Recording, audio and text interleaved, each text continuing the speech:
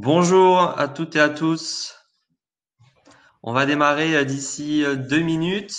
Alors déjà, est-ce que vous m'entendez et est-ce que vous voyez la présentation à l'écran, s'il vous plaît? Est-ce que vous pouvez répondre dans le chat?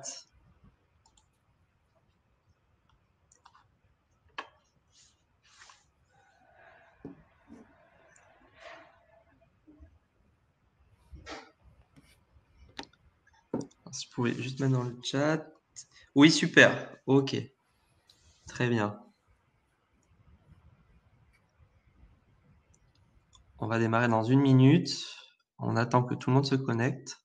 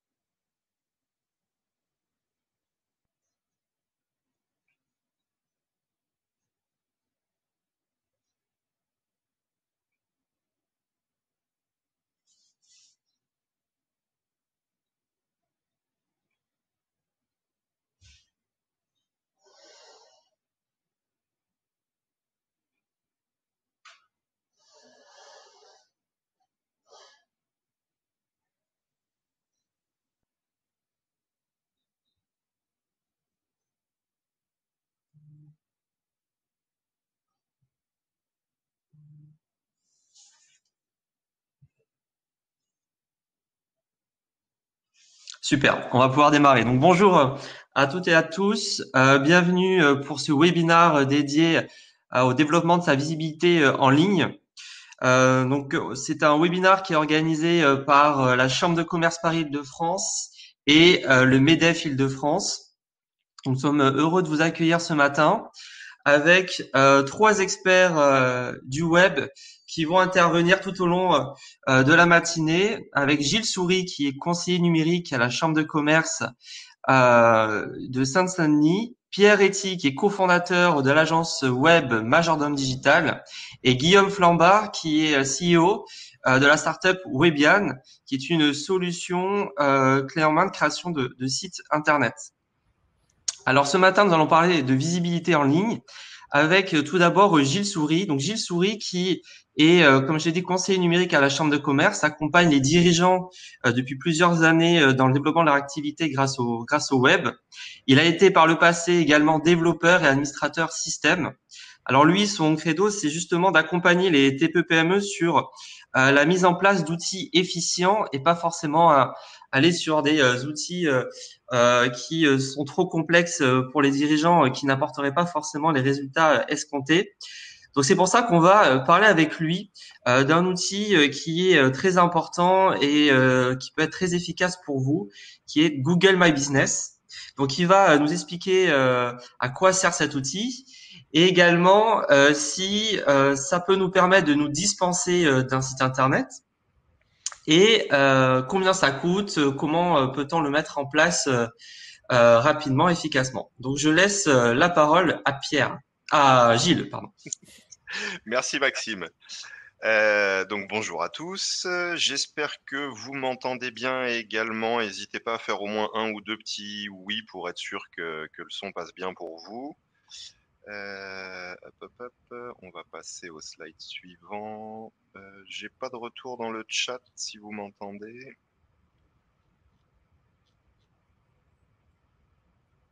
Attendez. Ok, d'accord, c'était juste le temps qu'il rafraîchisse. Du coup, Google My Business. Alors, c'est un outil qui a maintenant pas loin d'une petite dizaine d'années, je dirais, comme ça à vue de nez. À l'origine, c'est un outil qui avait été conçu pour permettre aux entreprises qui n'avaient pas les moyens d'aller sur Internet, que ce soit des moyens financiers, la compétence, le temps ou autre, d'être quand même présents à minima sur Internet.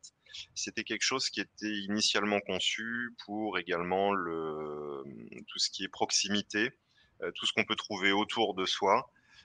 Et ça s'intégrait très bien, comme on le voit là sur la photo, avec justement l'application Google Maps, où là vous voyez Morlaix. je sais pas si c'est un A ou un O, Morley Butcher, sur une carte Google Maps sur un smartphone. Ce qu'on peut dire en premier lieu sur Google My Business, c'est que vous êtes du coup présent grâce à Google My Business dans les recherches Google, c'est bien évident, et également sur Maps. Donc au final, vous êtes présent en ligne, mais pas exclusivement. Vous êtes aussi présent dans le monde réel, l'air de rien, et ça a quand même son avantage. Autre chose, depuis plusieurs années, Google a modifié la présentation de ses résultats, comme vous pouvez le voir sur ce slide. Les résultats en rose sont ce qu'on appelle communément les résultats naturels ou le SEO. Les portions en jaune, c'est ce qui correspond globalement. Alors, certains vont l'appeler position 0, annonce payante, peu importe. C'est tous ces éléments que Google a rajoutés au fur et à mesure du temps qui ont fait que les résultats naturels ont fini petit à petit à être affichés de plus en plus bas, sachant que pour faire des efforts pour être présent d'un point de vue référencement naturel, c'est quand même pas simple. Ça demande du temps et des moyens et c'est un travail de longue haleine qui vraiment se travaille sur le temps. Donc c'est assez compliqué. Et la portion en vert, eh ben, c'est la place qu'occupe Google My Business. Du coup, on peut quand même faire un premier constat, c'est que la place occupée par les résultats qui correspondent à Google My Business représente quand même une surface importante dans l'affichage des résultats Google.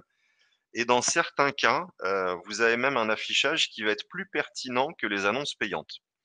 Alors, c'est pas tout le temps, je vous rassure, mais c'est vraiment dans certains cas, mais ça peut valoir le coup.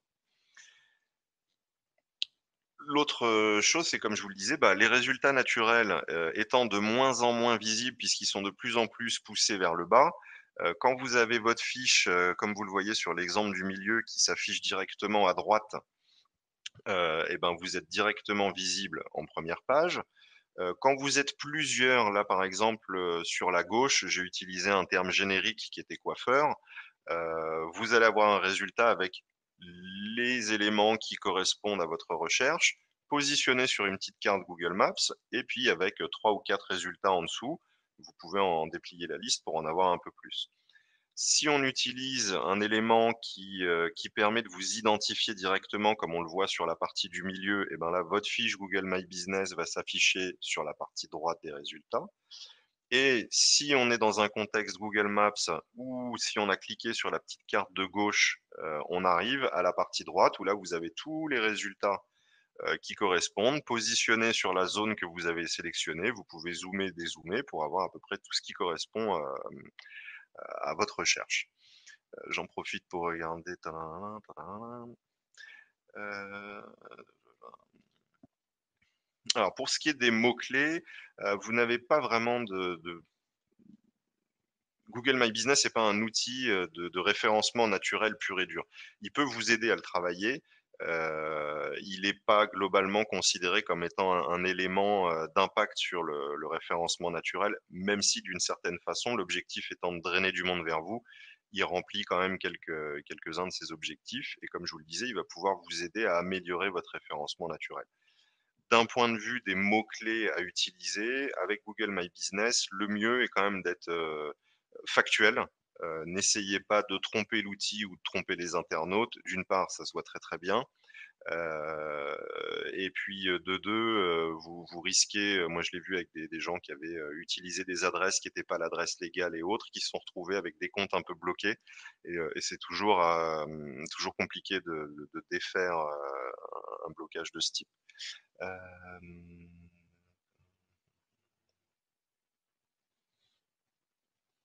Alors, B2C ou B2B, alors c'est une question d'avis.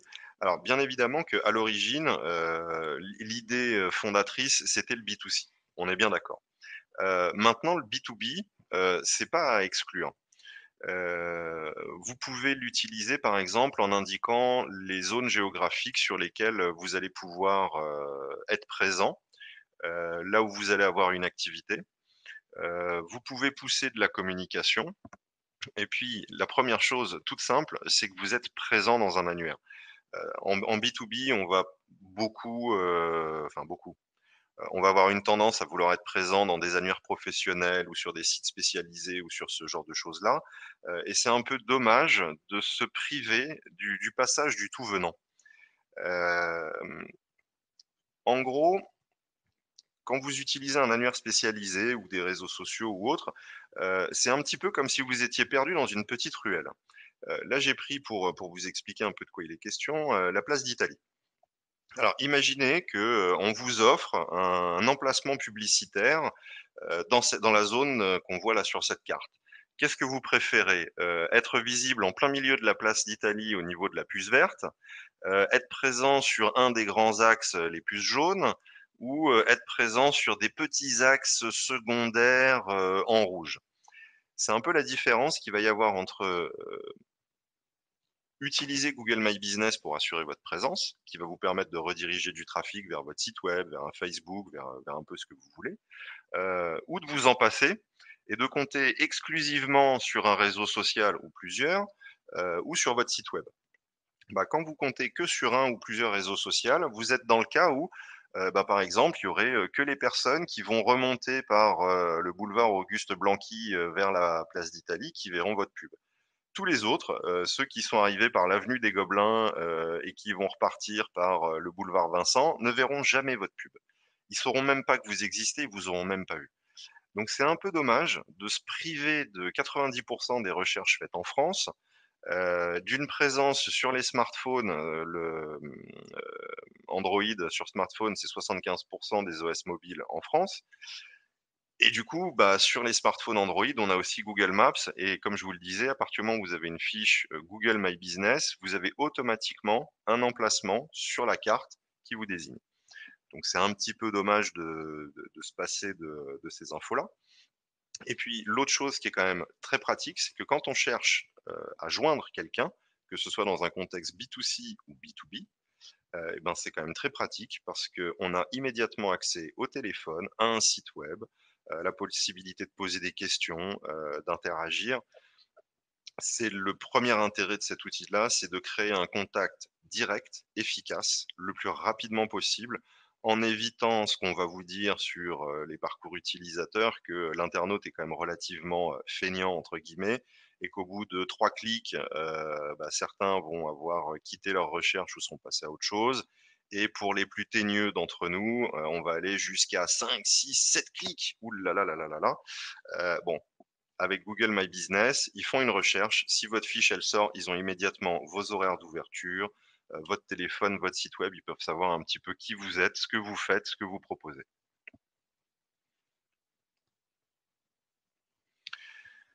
Ensuite, comme Maxime le disait, après avoir passé plus de 10 ans à faire du développement, on a parfois, en tant qu'entrepreneur, cet état d'esprit de se dire, «Qui peut le plus, peut le moins» et d'aller vers des outils parfois un peu complexes, ou qui vont être chronophages. Qui vous proposent monts et merveilles, mais pour lesquels vous allez utiliser seulement une ou 2 fonctionnalités. C'est pour ça que moi j'aime bien cet outil-là. Heu, il est accessible, il est compréhensible. Il n'y a pas besoin de technicité plus que ça. La seule chose qu'on vous demanderait, qui serait entre guillemets «un peu technique», c'est d'être capable de faire un copier-coller d'une adresse, de l'adresse d'une page web. Globalement, je schématise. On ne vous demandera pas plus que ça. C'est d'être honnête sur les réponses que vous apportez, vos horaires, votre adresse, votre numéro de téléphone. Maxime me posait aussi la question du prix, et ben, pour l'instant, profitons-en. C'est un outil qui est gratuit depuis sa création et qui, jusqu'à aujourd'hui, l'est toujours. Est-ce que ça continuera? Bah, ça, j'ai pas de boule de cristal, donc je peux pas vous le dire et je suis pas dans les petits papiers de Google. Il se pourrait qu'un jour, ça devienne payant, mais c'est pas le cas pour l'instant. J'ai eu des échos comme ça où on m'a dit ça, mais vous savez ce qu'on dit des bruits de couloir. Il y a rien de vérifié là-dessus. L'outil en soi était très bien pensé. Je ne sais pas si certains d'entre vous l'utilisent déjà. Hem, j'ai pris des cas d'exemple de gens qui me disaient, «Moi l'informatique, j'y comprends rien, j'ai déjà du mal à envoyer un mail, de rajouter une pièce jointe. Votre outil là, ça me semble compliqué, il y en a un peu partout» et puis finalement au bout de, allez, une demi heure, 1 heure à avoir fait un peu le tour des différentes rubriques, ils avaient compris le principal et il n'y a pas besoin d'aller nécessairement au-delà. Après pour ceux qui le souhaitent, on peut aller au-delà avec, un peu plus d'interaction, avec vos utilisateurs, notamment avec ce que Google a appelé des posts. Alors c'est pas les posts au sens réseau social, C'est des espèces de petites publicités. Alors vous allez avoir différentes catégories, c'est assez synthétique comme tout ce qu'on retrouve sur Google My Business. On va jamais très loin dans le détail, mais c'est un peu le but, c'est d'avoir quelque chose qu'on prenne en main, facilement et qu'on puisse, mettre à sa sauce aussi assez facilement. Donc en termes de posts, vous allez pouvoir mettre en avant des offres, des nouveautés, des événements et là, par exemple, dans le cadre du B2B, ça peut être intéressant, par exemple, d'utiliser, Google My Business pour dire: «Bah, je serai présent sur tel salon, fût-ce virtuellement, j'ai un nouveau produit, j'ai un nouveau service». Alors effectivement, je reprends un peu les questions au fur et à mesure quand je les vois passer. Dans le cadre d'un commerce qui n'a pas un pas de porte, c'est effectivement une question qui se pose à chaque fois. Alors je sais que j'ai vu, sur un précédent webinaire sur le sujet, quelqu'un qui avait un food truck, et qui a pas de problème avec Google My Business. Je crois qu'il a effectivement indiqué l'adresse de son siège social, parce que c'est une obligation en fait au début pour pouvoir créer votre compte. Alors il y a un autre système, qui existe aussi des fois avec le téléphone mobile, mais sinon Google vous envoie par courrier postal, un code qui va vous servir à déverrouiller et à prouver que vous êtes bien, légitime à animer cette fiche Google My Business. Donc c'est pour ça qu'ils veulent l'adresse de votre siège social parce qu'ils peuvent le vérifier. Ensuite, il est possible effectivement de camoufler cette adresse et qu'elle ne soit pas nécessairement visible à tous. Maintenant, l'idée est quand même à l'origine, d'avoir une association entre cette fiche et Google Maps. Autre élément d'importance, comme je vous le disais par rapport à des réseaux sociaux, sur un réseau social, il faut que les gens aient un compte et il faut que d'une façon ou d'une autre, il y ait un lien qui va vous permettre d'être mis en relation. Ce qui ne sera pas le cas sur Google puisque c'est visible par tout le monde. Enfin, pour pas trop empiéter sur le temps de mes petits camarades qui viennent après, j'en viens très rapidement aux impairs à ne pas commettre et il y en a un qui va vous surprendre. Donc, se passer d'une fiche Google My Business, que vous soyez dans un contexte B2C ou B2B, regardez déjà si vos concurrents le font ou pas, en ont une ou pas. S'ils en ont une, bah, je serai vous, j'en crée une également, ne serait-ce que pour être sur un pied d'égalité avec eux. Si personne dans votre secteur d'activité n'en a, eh ben, je serai vous, j'en créerai une aussi, vous serez le premier. Ne pas tenir à jour ces informations essentielles, donc comme je le mets, horaire, téléphone, site web, ça c'est souvent le plus dramatique, notamment sur les horaires. Google My Business est quand même utilisé largement pour se rendre en boutique ou pour pouvoir passer un appel, avoir un contact direct. Si vous indiquez que vous êtes ouvert le lundi de, 8 heures à midi et que quand la personne se présente, elle voit un écriteau sur l'aventure marqué «Fermé le lundi», il y a des chances pour que derrière le commentaire qui s'ensuivrait soit pas nécessairement, à votre avantage. Et puis alors le dernier, celui-là il est vraiment dramatique, c'est d'avoir une fiche Google My Business sans le savoir et vous n'imaginez pas le nombre d'entreprises qui ne sont même pas au courant qu'elles ont une fiche Google My Business. Il faut savoir que certaines fiches sont créées de façon automatique puisque les informations sur les sociétés sont librement accessibles ou, autre cas de figure, vous avez fait une reprise d'une entreprise ou d'un commerce. Le précédent gérant avait créé une fiche Google My Business, ne vous en a pas informé, vous n'avez pas fait attention. Je suis comme ça tombé sur des cas d'établissements qui étaient marqués «fermés définitivement», ce qui est particulièrement dommageable quand l'activité perdure, qu'elle existe et que du jour au lendemain, on se dit: «Bah tiens, j'ai une baisse de fréquentation, pourquoi?» Bah, ça peut être ce type de cas. Donc si vous ne vous êtes jamais intéressé à la question, essayez de rechercher le nom exact de votre établissement. Si vous avez un nom d'enseigne, différent de votre raison sociale, cherchez les 2 appellations, parce qu'il est possible que la fiche ait été créée sur votre raison sociale et non pas sur votre nom d'enseigne ou inversement.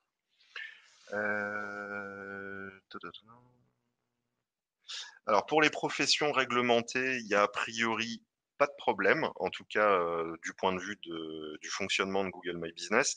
Ce qui pose problème, c'est tout ce qui va être, réglementé au sens de la vente, tabac, alcool, médicaments, tout ce qui est soumis à une réglementation bien spécifique. Là, Google aime pas trop, voire il vous empêchera de le faire. Par contre, je me suis pas encore posé la question sur les professions réglementées. Tadadam. Au moins pour créer la fiche, l'adresse postale. Après, comme je vous le disais, j'ai vu des cas de personnes qui faisaient du commerce ambulant et qui avaient réussi à faire en sorte que l'adresse ne soit pas affichée, ne soit pas directement lisible sur la fiche, mais ils ont quand même été obligés de l'indiquer au début. Vous ressortirez ni moins ni plus si vous mettez une zone, et mettre une zone beaucoup plus large que celle que vous êtes en mesure d'assumer, c'est contre-productif. Restez le plus, comme je vous le disais au tout début, le plus factuel possible. C'est pas parce que vous indiquez, par exemple, l'Île-de-France, que quelqu'un qui serait à Marseille ou à Toulouse ne pourrait pas vous trouver. Il vous trouvera quand même et il vous verra quand même s'il connaît votre nom ou si, par exemple, il recherche un prestataire de service en région parisienne parce qu'il veut s'implanter, parce que peu importe quoi. Euh,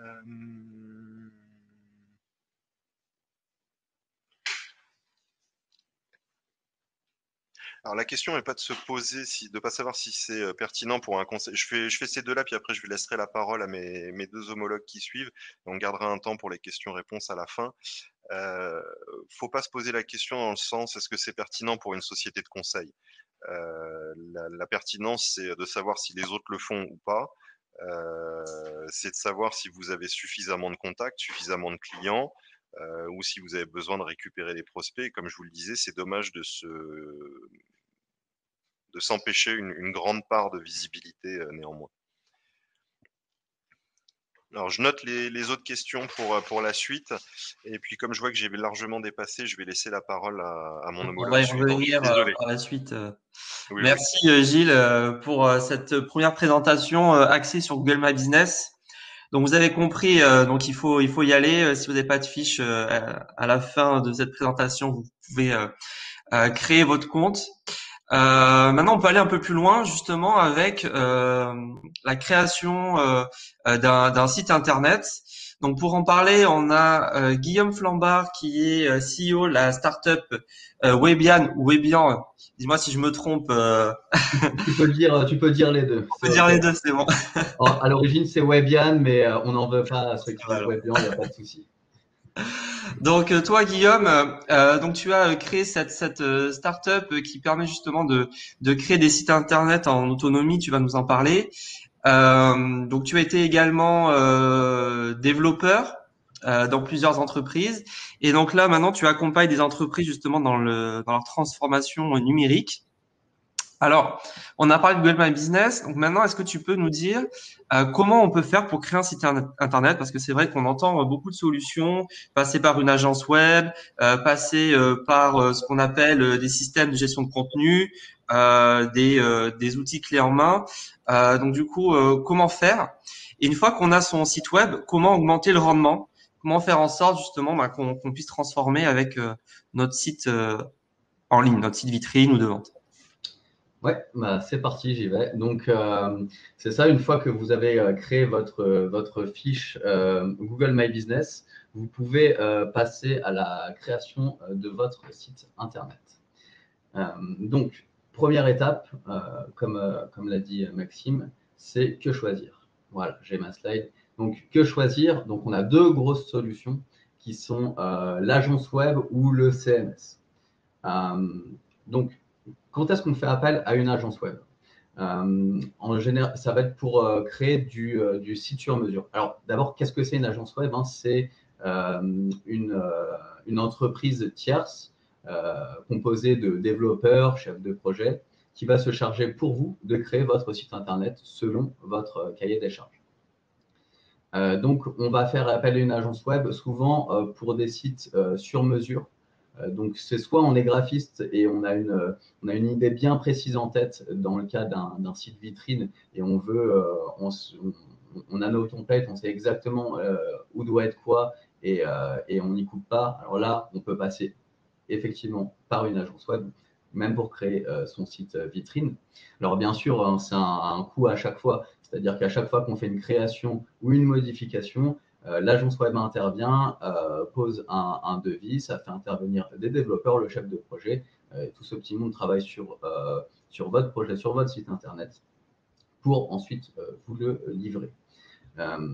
Donc, il y a des cas où on est obligé de faire appel à des agences web quand on a des fonctionnalités métiers très poussées, très avancées.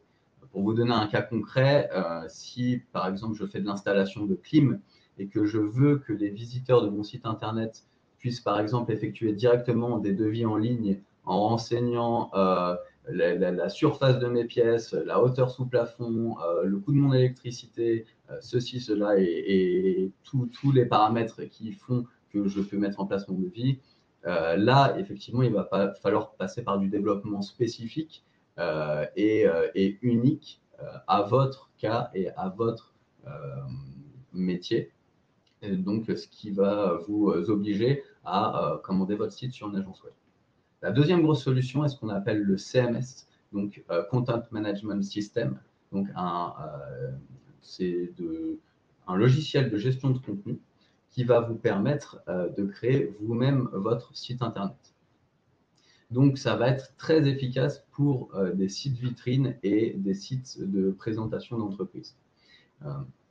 Alors, ce que j'appelle site vitrine et site de présentation d'entreprise, si on reprend mon cas d'installateur de clim, je vais pouvoir créer un site internet avec autant de pages que je veux, qui va présenter mon activité, lister tous mes services, lister tous mes produits, les recommandations de mes clients. Je vais pouvoir exposer de belles photos de mes chantiers, mon calendrier avec mes disponibilités.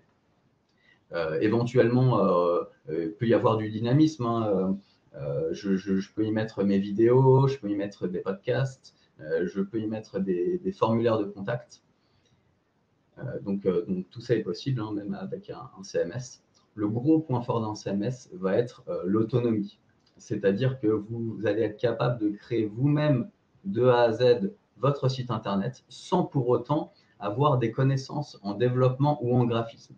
C'est-à-dire que moi, demain, par exemple, je suis pâtissier ou j'installe des clims, peu importe. Je n'ai qu'à aller sur le CMS de mon choix, créer mon compte, et là,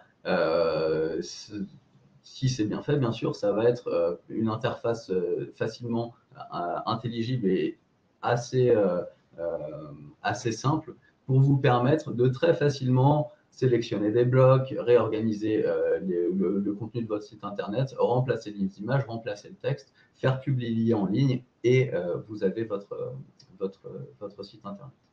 Un gros avantage aussi, c'est le coût.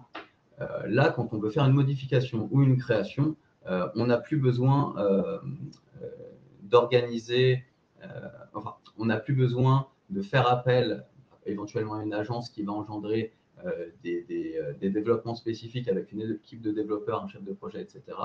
Là, moi, demain, je veux aller sur mon CMS, puis changer une page. Je me mets 1 heure dessus, je fais mes modifications, je clique sur publier en ligne et c'est en ligne. Et bon, voilà, je l'ai déjà dit, la rapidité de mise en place est aussi un point très avantageux. Ensuite, une fois que mon site est en ligne, c'est super, on a fait la première étape, sauf que si personne n'en entend parler et si personne ne le trouve, ça va être très dommage en fait, puisqu'on va passer à côté de toute cette synergie que peut y avoir et de toute cette prospection possible. Alors, comment on fait pour être visible sur… Ah, ma slide a sauté. Je reprends. Donc, comment on fait pour être visible sur Internet? C'est grâce au référencement. Donc, le référencement, c'est quoi? Ça va être notre positionnement sur les moteurs de recherche. J'en cite un au hasard, Google par exemple, est un moteur de recherche le plus utilisé. Et on va essayer de travailler le positionnement de notre site internet sur ce moteur de recherche en fonction de mots-clés.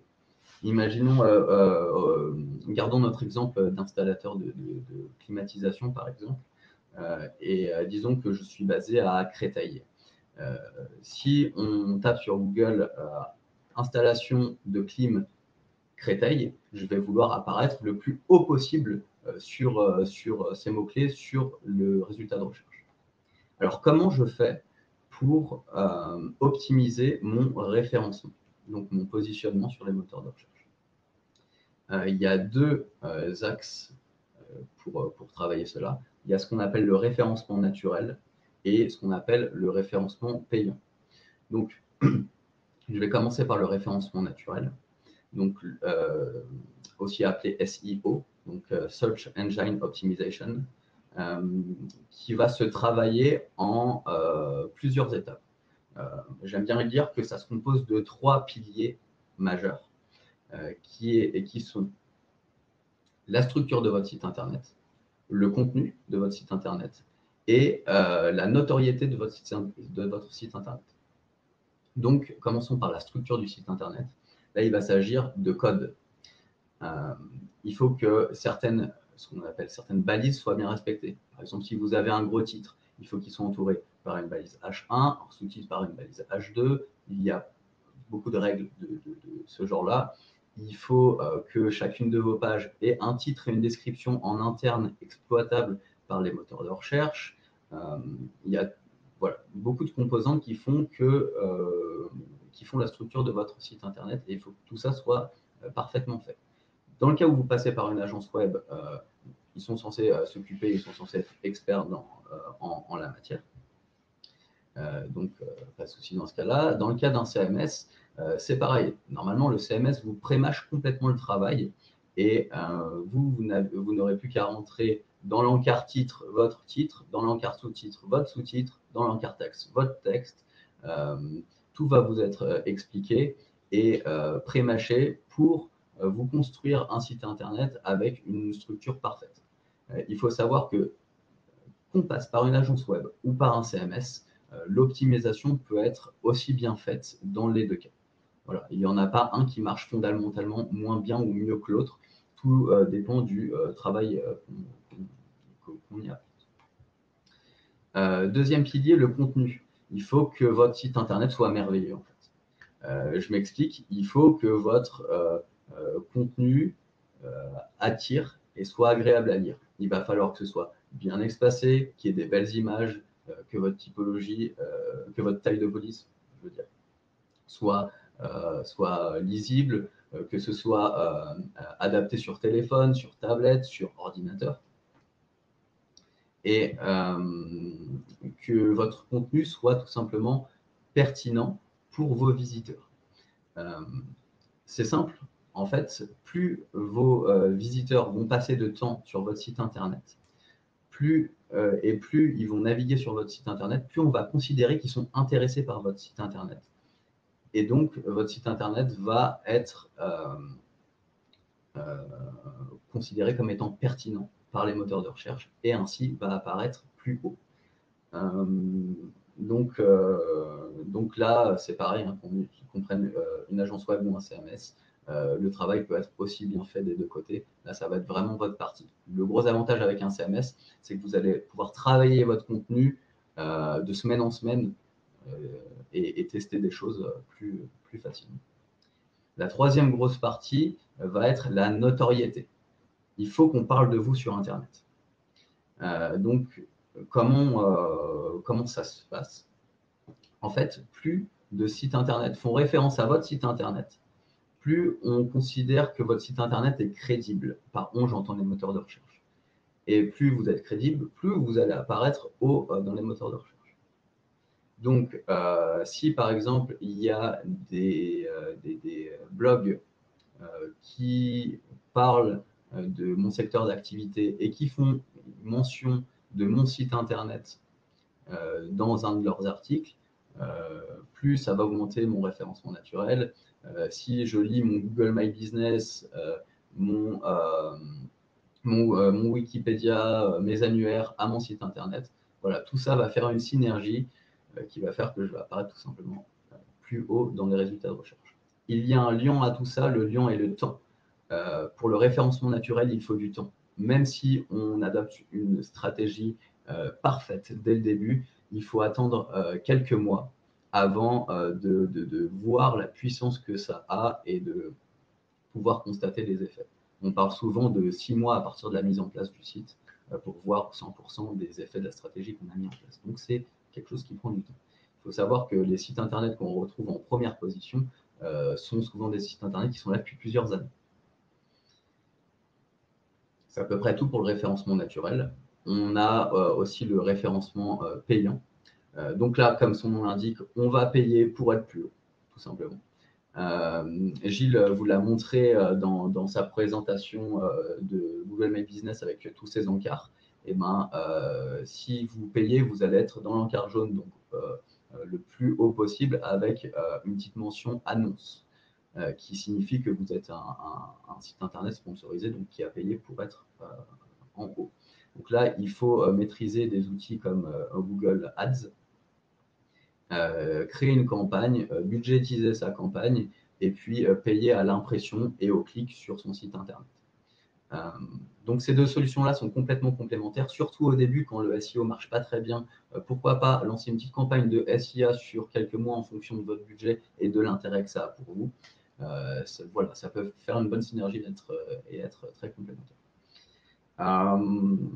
Voilà, donc je vous ai à peu près donné toutes les bases pour faire un site internet qui cartonne. Bien sûr, c'est des sujets sur lesquels on pourrait parler des heures et je pourrais faire une conférence de 2 jours dessus. J'ai essayé de synthétiser au maximum. Comme le disait Gilles, je vais regarder vos questions après et essayer d'y répondre à la fin de l'intervention de notre dernier camarade. Je vous remercie. Merci Guillaume. Oui, on va revenir, on a sélectionné vos questions, on va y répondre. Juste après, Pierre, donc Pierre Ettig qui enchaîne. Donc Pierre est cofondateur de l'agence web Majordome Digital, qui accompagne donc des TPE, PME, mais également aussi des grands comptes sur toute la stratégie digitale numérique. Faut savoir donc que Pierre a travaillé également pour ateliers numériques, donc les ateliers Google, qui sont donnés partout en France par Google donc depuis quelques années. Et donc il intervenait avec son acolyte Victor justement pour former sur les outils Google, comme vous avez vu Google My Business, mais également on parlait de visibilité, on parlait de SEO, SEA, etc. Donc il est très calé sur le sujet. Mais alors vous avez vu, on a vu donc Google My Business, la création de sites web, et on ne peut pas ne pas parler des réseaux sociaux pour la visibilité. Donc Pierre va nous en parler, donc surtout sur quel est l'intérêt d'utiliser les réseaux sociaux, comment développer une stratégie sur ces réseaux-là, et est-ce qu'il existe des outils qui nous permettent de performer pour pouvoir acquérir une audience et transformer au maximum grâce à ces réseaux. Je te laisse la parole. Merci beaucoup Maxime. Merci également à mes confrères pour cette première partie. J'espère que vous allez bien. Je vous souhaite vraiment une bonne journée à tous. Est-ce que vous m'entendez bien déjà? J'espère que le micro fonctionne bien. Donc du coup, effectivement, on va passer maintenant sur la partie des réseaux sociaux. Alors, ce matin, vous avez la chance d'assister à cette formation qui est organisée par les Digiteurs en partenariat avec le MEDEF. On a vu 3 leviers, on a vu 3 choses. Cette partie référencement local avec le Google My Business qui permet justement d'être le plus visible possible au niveau, par exemple, de son arrondissement ou au niveau de sa ville. On a vu ensuite après les sites internet et pourquoi c'était important aujourd'hui d'avoir un site internet. Et on va enchaîner maintenant avec les réseaux sociaux. Alors, on voit ces 3 éléments. Il ne faut pas se dire, je vais choisir l'un d'entre eux. Je ne vais pas me dire, OK, je vais prendre un Google My Business, ça sera suffisant aujourd'hui pour ma visibilité sur Internet. Ou bien, je vais faire mon site Internet et du coup, ça sera suffisant. Pas besoin forcément de faire de communication. C'est déjà assez pour être présent sur Internet. Ou bien, comme certaines personnes peuvent me dire, j'ai déjà une page Facebook, je pense que c'est déjà très bien. Alors, malheureusement, pour ces personnes qui pensent ça, je dirais que ce n'est pas forcément la bonne manière de penser. Pourquoi? Parce qu'aujourd'hui, il faut penser plus d'une manière omnicanale. Ça veut dire qu'on va essayer de communiquer et d'être présent sur plusieurs canaux, sur plusieurs leviers. Je m'explique, comme vous pouvez voir sur la slide sous vos yeux, aujourd'hui, une personne, elle ne va pas uniquement utiliser, par exemple, la recherche Google pour essayer de trouver des entreprises avec qui elle veut travailler.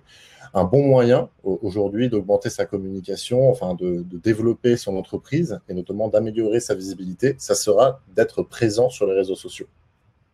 Ce qu'on peut voir en fait sur le graphique sur la diapositive, c'est pas une moyenne, c'est pas par exemple à 15h il y a beaucoup de personnes qui sont connectées par exemple sur Google Chrome, c'est juste une journée type d'un utilisateur, d'un Français ou d'une Française qui pourrait utiliser Internet.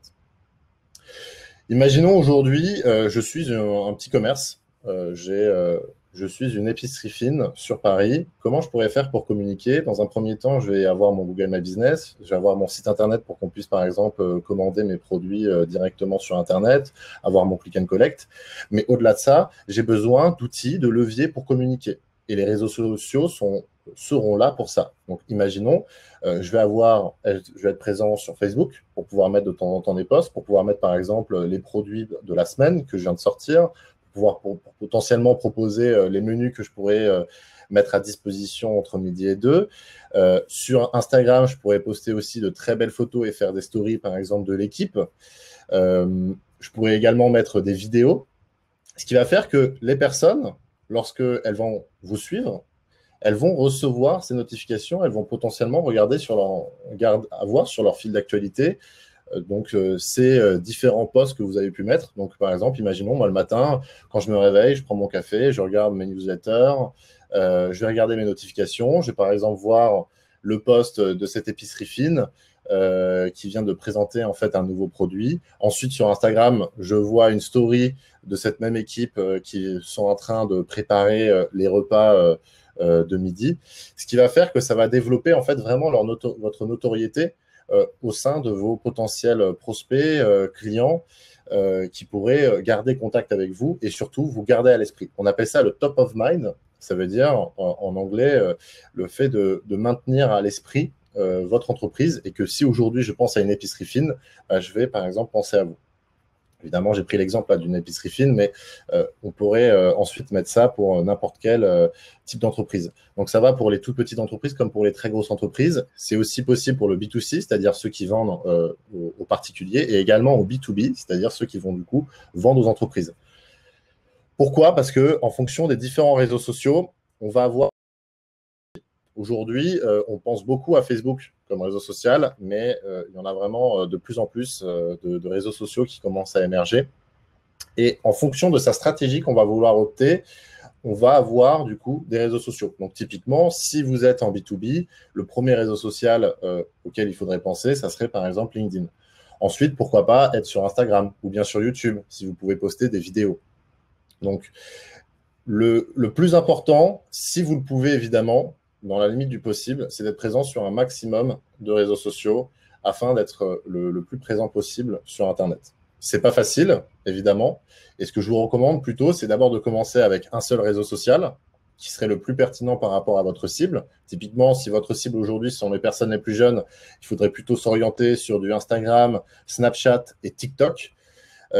TikTok, c'est vraiment un nouveau réseau social que vous pouvez voir en bas de la slide au milieu. Donc, c'est vraiment une application orientée pour les jeunes avec une moyenne d'âge à peu près aujourd'hui d'une quinzaine d'années qui marche beaucoup. C'est du contenu qui est vidéo.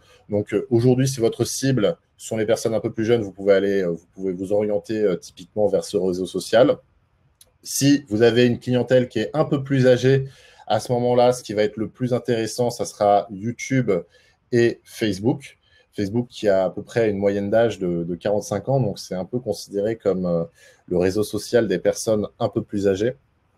Donc, c'est ça qui va être ultra intéressant avec ces différents réseaux sociaux parce qu'on va pouvoir vraiment établir une bonne stratégie et pour pouvoir toucher sa cible, on pourra choisir du coup le réseau social qui sera le plus adapté.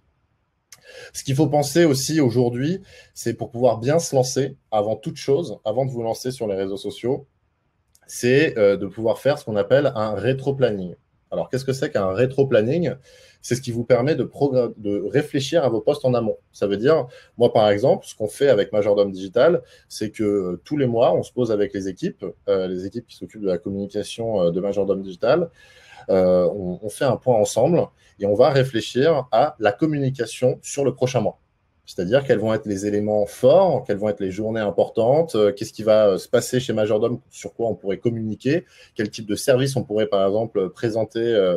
Et en fait, on va réfléchir à tout ça et du coup, on va noter ça par exemple sur une feuille Excel et on va prévoir tout de suite, par exemple, 3 fois par semaine, on va poster et on va déjà rédiger et préparer tous les posts en amont. Ensuite, on va utiliser des outils que je vais vous présenter juste après, qui va permettre de programmer les posts.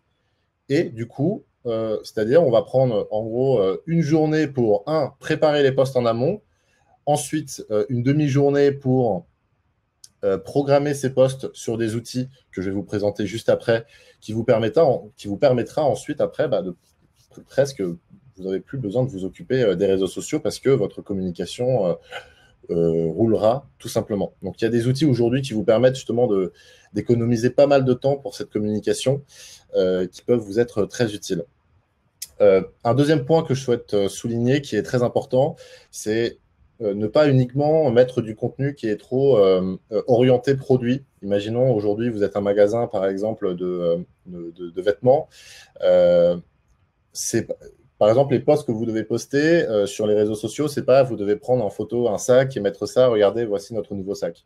Vous pouvez faire ça de temps en temps, mais comme je vais pu vous mettre quelques idées sous les yeux sur la diapositive, il faut essayer de chercher à avoir du contenu qui est un peu plus divertissant. Aujourd'hui, j'imagine que peut-être certains d'entre vous et certaines d'entre vous sont déjà sur les réseaux sociaux pour leur entreprise, ont peut-être déjà une page Instagram ou bien une page Facebook. On voit que justement, on n'a plus beaucoup de likes, on n'a plus beaucoup de commentaires. Donc, l'engagement des personnes a beaucoup diminué ces dernières années. C'est normal parce que posez-vous également cette question, est-ce que vous-même, vous likez, par exemple, des posts d'autres entreprises? Ça se fait très peu. Et lorsqu'on le fait, c'est que vraiment, le contenu nous a beaucoup intéressés. Donc aujourd'hui, essayez pas uniquement de prendre des photos, par exemple, de vos produits ou bien de ce que vous faites ou des personnes de l'équipe. Essayez de raconter des choses. Essayez, par exemple, d'instruire les personnes. Pourquoi pas de filmer votre quotidien? Ça se fait beaucoup, de plus en plus, pour qu'on essaie de comprendre quel est votre secteur d'activité, comment ça fonctionne. Donc, il peut y avoir vraiment pas mal d'idées par rapport à ça. Je lirai les questions après. Donc, on a encore, j'essaie de me dépêcher pour qu'on puisse avoir un petit temps de questions-réponses tous ensemble. Et du coup, je vous mets à ce moment-là ma dernière slide avec un peu un résumé de quelques outils que vous pourriez utiliser pour votre communication sur les réseaux sociaux. Alors, je vous ai parlé notamment d'outils qui vous permettent de programmer des posts. Ça veut dire que je vais préparer mon post, je vais l'écrire sur la plateforme et je vais dire à quelle heure et à quel jour j'aimerais que ce post soit mis sur les réseaux sociaux. Et c'est la plateforme, c'est l'outil qui va le faire automatiquement. C'est-à-dire après, j'ai plus besoin de m'en occuper. Donc, ça peut être très utile justement pour économiser beaucoup de temps parce que je sais que beaucoup d'entrepreneurs, notamment des gérants et des gérantes de TPE et PME, me disent vraiment, c'est pas facile et en plus, ça prend beaucoup de temps et j'ai pas ce temps-là. Donc, réfléchissez pourquoi pas à utiliser ce genre d'outil. Donc, il y a Later, vous pouvez également avoir Hootsuite, H-O-O-T. S-U-I-T-E. Donc, il y en a vraiment plusieurs. N'hésitez pas à vous renseigner sur Internet en tapant sur Google des outils de programmation pour les réseaux sociaux. C'est super intéressant. Vous avez TaxFinder, c'est pour vous... TaxFinder en dessous de Answer the Public pour vous trouver des idées de hashtags qui peut être également très pratique. Answer the Public et Also Ask, ça c'est pour trouver ce sont des outils pour savoir les questions que les gens se posent sur Google. Voilà, tout simplement. Donc, typiquement, pour mieux connaître votre clientèle, vos potentiels prospects, les questions qui se posent. Et ça pourrait être très intéressant de répondre typiquement à toutes ces questions sur les réseaux sociaux. Aujourd'hui, par exemple, personne n'a la science infuse sur tous les secteurs d'activité. On se pose plein de questions sur plein de choses. Et ça peut être un très bon moyen, au-delà d'avoir une FAQ, une foire aux questions sur votre site Internet, mais bien de répondre à ces questions directement sur vos réseaux sociaux. On a Typeform qui est un très bon outil pour faire des formulaires et des questionnaires. Il y a une partie gratuite et une partie payante. Canva, je vous le recommande fortement pour pouvoir faire des très beaux posts sur vos réseaux sociaux. Donc Canva, que vous voyez tout en bas à gauche de la colonne, c'est un outil qui vous permet facilement de faire des très beaux designs. Donc, je vous le recommande. Promo.com, pareil, c'est pour faire des designs, mais plutôt c'est pour faire des vidéos. Du coup, vous pouvez, par exemple, récupérer des vidéos qui sont libres de droit, c'est-à-dire qui sont disponibles. Alors, c'est un outil il y a une partie gratuite et pareil, une partie payante. Et vous pouvez également customiser, c'est-à-dire modifier cette vidéo pour ajouter du texte et directement poster ça en story sur Instagram ou bien en post sur Instagram, Facebook, LinkedIn, etc. Unsplash, juste en dessous, c'est pour avoir des photos et des images libres de droit que vous pourriez utiliser pour votre communication ou bien pour votre site internet. Pexel Vidéo, c'est pour des vidéos libres de droit, donc pareil pour votre communication, ça peut être très utile. Mailchimp, c'est un outil qui permet d'envoyer des mails. Donc vous allez avoir Mailchimp, également je vous recommande Sarbacane et Sendinblue qui sont eux des entreprises françaises. Mojo, c'est un très bon outil pour réaliser des stories. Donc, que vous pouvez, c'est une application qui est gratuite que vous pouvez télécharger directement sur votre téléphone portable, que ce soit Android ou bien iPhone. Et enfin, Google Fonts, juste en dessous, ça c'est un sorte de moteur de recherche qui vous permet de trouver la police d'écriture qui va le mieux correspondre, par exemple, à votre image de marque. Donc voilà, j'ai essayé d'être assez précis, comme mes confrères ont pu l'expliquer. Ces 3 sujets sont très complexes, enfin sont très simples, mais il y aurait une nécessité à en parler pendant des heures, voire des jours. Donc vraiment, n'hésitez pas à rentrer en contact avec nous, que ce soit par LinkedIn, par mail, et surtout, renseignez-vous du côté de la CCI. Ils font énormément de formations et ils sont très bons là-dedans. Donc n'hésitez pas à vous renseigner, à vous inscrire. Et peut-être qu'on s'y retrouvera à l'une de ces formations. Merci beaucoup, j'espère que ça vous a plu. N'hésitez pas, si vous avez encore des questions, on reste encore quelques minutes. Merci. Tout à fait, on va prendre les questions qu'on a sélectionnées. Alors, une première pour Gilles. Donc, c'est une question de Camilia. Si l'on découvre que l'on possède une fiche Google My Business, comment y accéder? Alors normalement, alors c'est là pour faire un partage d'écran, je l'ai jamais fait sur Webikeo, on va pas le faire là. Attendez, je regarde juste pour vous donner l'intitulé exact. Hop. Normalement, c'est revendiquer. Vous êtes le propriétaire, revendiquer cette fiche. Si votre fiche existe déjà, mais que vous n'avez pas la main dessus. Et à ce moment-là, vous vous laissez faire par la procédure proposée. Ah bah oui, non, là bien évidemment, j'ai pris ce nom-là, mais Oui, effectivement, c'est revendiquer cet établissement. Ouais. c'est celui-là. Hein. J'étais plus sûr de l'appellation exacte, mais je crois bien que c'est celui-là.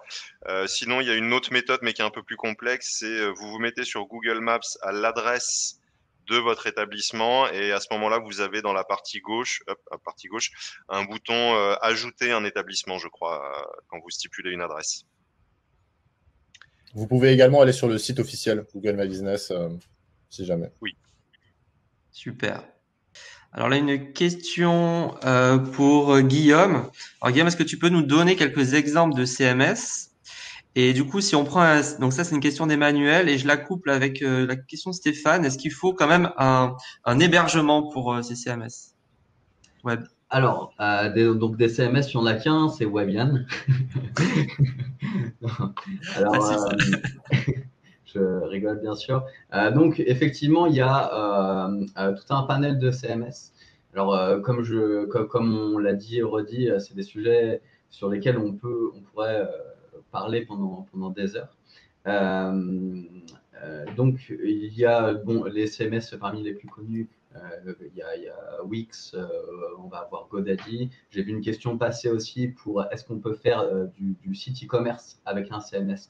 La réponse est oui. Les leaders sont Shopify, par exemple, pour le site e-commerce avec CMS.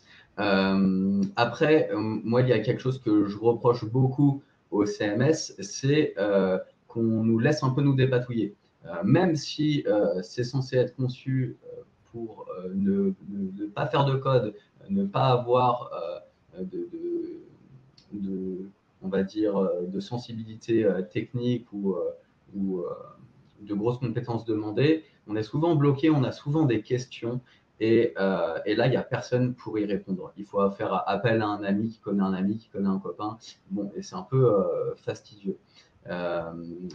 J'ai développé avec mes associés Webian pour coupler ça, pour coupler le CMS à l'accompagnement. C'est notre vraie valeur ajoutée. C'est que nous, il y a de l'accompagnement derrière. Les questions ne resteront jamais sans réponse et on peut discuter à tout moment avec nous.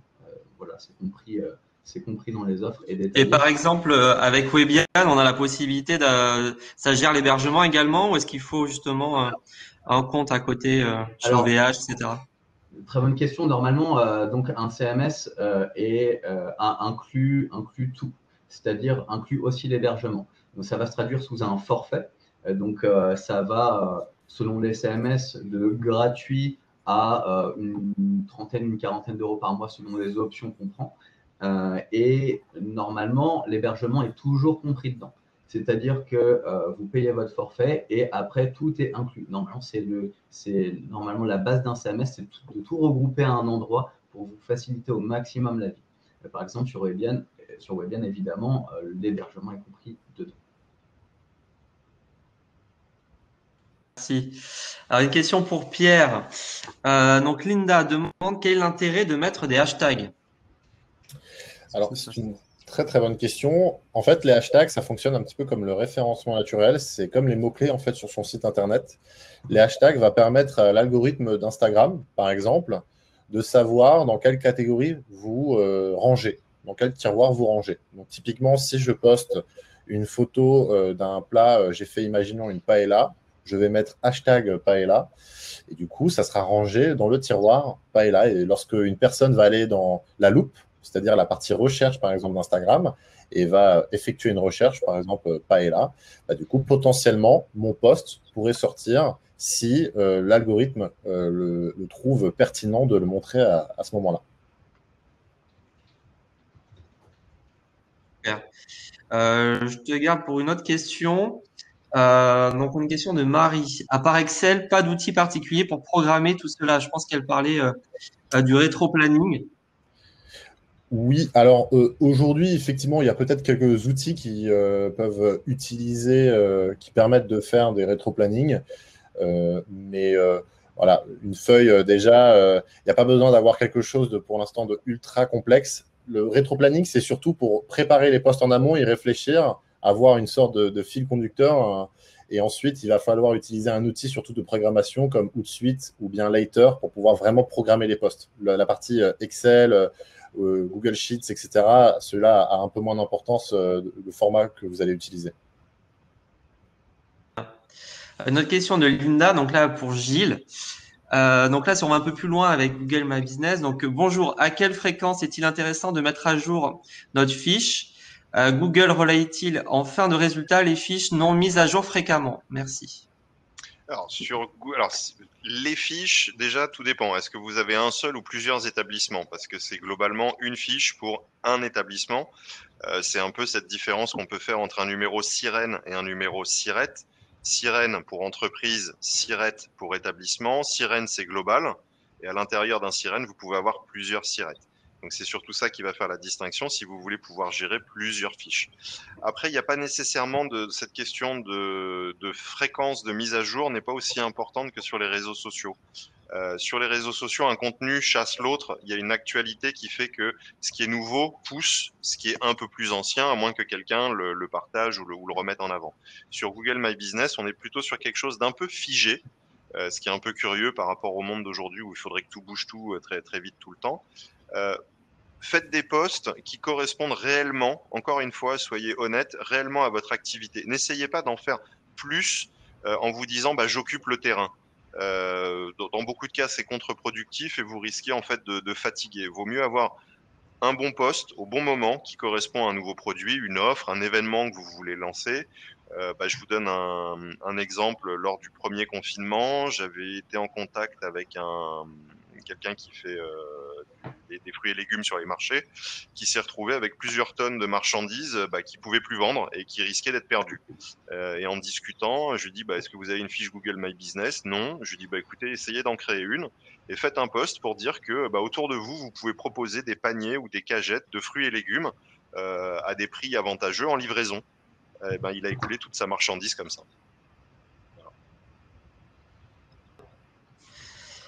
Top. Ensuite, une question de Pierre. Quel est l'outil pour voir les mots-clés des concurrents pour le référencement? Alors, Guillaume ou Pierre, vous voulez. Alors, l'outil pour voir les mots-clés des concurrents. Est-ce que c'est possible déjà? Oui, c'est plus ou moins possible de voir les mots-clés de nos concurrents. Après, donc en général, pour la définition de ses propres mots-clés à soi, donc on en choisit un panel et on va les agglomérer à notre contenu. donc de manière intelligente. C'est comme Google My Business, hein, il ne faut pas essayer de tricher avec les règles, il faut faire du contenu qui soit intelligible et toujours intéressant. Après, on ne va pas avoir non plus d'outils magiques qui nous disent bon, voilà, le boulanger d'à côté, ces mots-clés, c'est ça, ça et ça. Enfin, il existe sûrement des outils du genre. Après, je ne sais pas si c'est très pertinent de les utiliser. En tout cas, il existe des outils qui permettent d'analyser les choses les plus recherchées. Donc, tu nous en as fait part déjà, excuse-moi, Pierre. Oui, en fait, il y a il y a deux sujets. En fait, si c'est pour la partie référencement naturel, on va avoir l'outil notamment SEO Observer. C'est un outil payant, par contre. C'est un outil, donc ça coûte à peu près 100 € par mois. Il y a un abonnement. C'est un outil qui va, en fait, lorsque vous mettez le site internet d'un de vos concurrents, qui va analyser en fait son contenu, il va faire un peu le même travail qu'un robot Google, et du coup, va essayer de déterminer sur quels mots-clés il va ressortir, sur quels mots-clés il est très bon. Ensuite, après, il y a deux autres outils qui peuvent être, il y a d'autres outils qui peuvent être pertinents sur la partie, par contre, annonce, la partie Google Ads, c'est-à-dire sur quels mots-clés vos concurrents se positionnent. Aujourd'hui, il n'y a pas vraiment d'outils qui vont vous permettre de faire ça. Par contre, dans tous les cas, le mieux, c'est d'essayer pas mal de choses. Et généralement, vous pouvez avoir des outils sur Google Ads comme l'outil de planification de mots-clés ou bien Uber Suggest, et ça va vous dire le coût par clic. Et le coût par clic, c'est, si vous voulez, plus le montant est élevé, plus il y a de concurrence. Donc, vous pouvez vous dire que si les mots-clés de votre secteur d'activité, certains sont beaucoup plus chers que d'autres, vous pouvez en déduire que généralement, vos concurrents l'utilisent. Et ensuite, si vous voulez connaître les mots-clés que les gens tapent pour aller sur votre site internet, donc ça, vous pouvez utiliser la Google Search Console, que je vous mets aussi dans le chat. Exact. Et donc, tu disais SEO Observer, c'est ça? Exactement. D'accord. Et effectivement, oui, Google Search Console, à partir du moment où on crée un site internet, il est fortement recommandé de le coupler à Google Search Console pour indexer, on va dire, à la main nos pages, ce qui va permettre d'apparaître beaucoup plus rapidement sur Google. Alors que si on ne le fait pas, on finit par y apparaître, mais ça prend un laps de temps un peu plus gros. Et effectivement, on va permettre de savoir si nos mots-clés fonctionnent et sont bien utilisés pour trouver notre site internet. Alors, je prends une dernière question et après on s'arrêtera là. Mais en tout cas, vous inquiétez pas, on va vous envoyer un mail de remerciement pour avoir assisté à ce webinaire avec les coordonnées de tout le monde, les slides. Donc, vous pourrez justement nous recontacter pour avoir plus d'infos et si vous souhaitez vous faire accompagner. Alors, une dernière question sur les données. Donc de Jean-François, reste-t-on propriétaire des données lorsque l'hébergement est assuré par un CMS? Alors, en ce qui concerne Webian, par exemple, oui, vous restez complètement propriétaire de vos données. Nous n'aurons absolument pas le droit d'utiliser vos données d'une quelconque manière. La seule fois où on va peut-être vous demander si on peut utiliser vos données, c'est par exemple sur le site de Webian, on expose quelques clients, voilà, de nos clients, on va dire, des clients assez éclectiques et qu'on aime bien. Et bien sûr, là, on leur a demandé est-ce qu'on peut afficher votre site internet sur notre site internet pour donner des exemples. Là, ils en sont ravis puisque ça leur fait aussi de la pub.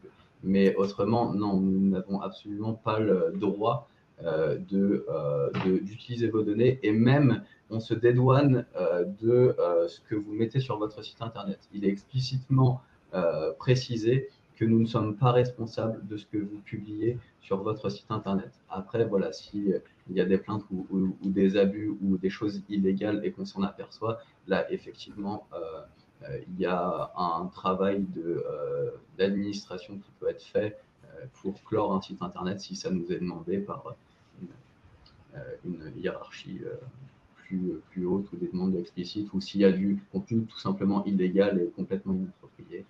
Là, le site internet peut se faire fermer, mais à part ça, nous n'avons absolument pas le droit de récupérer une quelconque donnée. Après, je parle dans le cas de Webian, là, et dans d'autres pays, ça peut se passer différemment.